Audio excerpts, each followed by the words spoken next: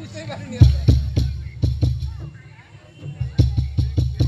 এইটা মেশিনাতে বেশ উঠবে না, যা আছে তাতেই করতে হবে। ভাই আমাদের ভালো লাগছে, তোরা যা করছিস বুঝতে পারছি, তোরা ভালো আমরা খারাপ, আমরা বোঝা হয়ে গেছে। মেশিনারি জিনিস খারাপ কিছু করার নেই, আমাদের ভালো লাগছে।